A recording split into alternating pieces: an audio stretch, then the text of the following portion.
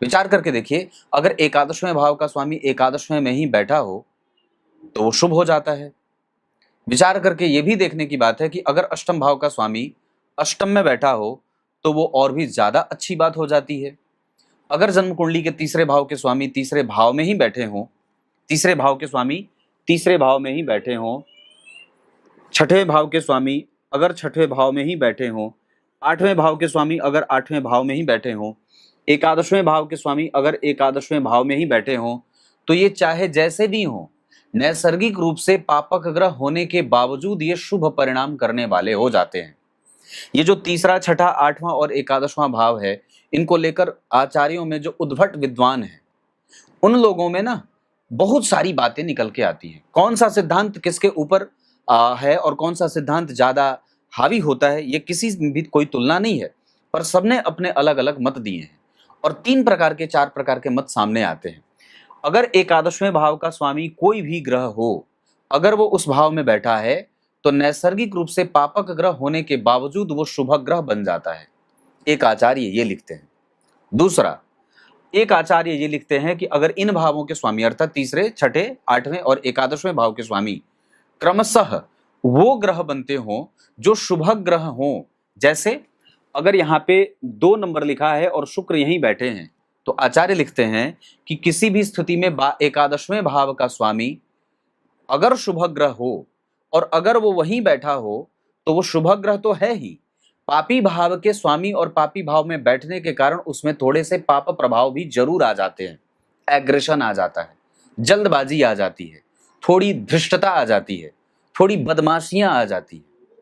भाव से प्रभावित होने के कारण, क्योंकि वो भाव क्या है, आकाश का एक क्षेत्र है। उस क्षेत्र में कोई भी बैठेगा तो थोड़ा बहुत प्रभाव अपने आप को वैसे प्रभावों से प्रभावित करेगा। इस वजह से तीसरा सिद्धांत ये कहता है कि वहां पे चाहे कोई भी ग्रह बैठा हो, चाहे शुभ ग्रह बैठा हो, चाहे पापक ग्रह बैठा हो,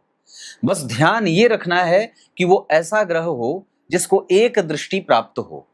एक दृष्टि प्राप्त होने का मतलब है कि अब अगर इस हिसाब से अगर देखते हैं तो सूर्य, चंद्रमा, बुध, शुक्र, ये 4 ग्रह ऐसे बनेंगे जिनको सिर्फ एक दृष्टि प्राप्त होगी। बुध सूर्य को एक दृष्टि प्राप्त है, बुध को एक दृष्टि प्राप्त है, चंद्रमा को एक दृष्टि प्राप्त है और शुक्र को एक दृष्टि प्राप्त है। जबकि इसके विपरीत गुरु, शनि और मंगल, राहु, केतु को 3-3 और 5-5 दृष्टियां प्राप्त हैं। तो एक आचार्य ये लिखते हैं कि एकादशवें भाव में कोई भी ऐसा ग्रह स्वामी बनता हो जो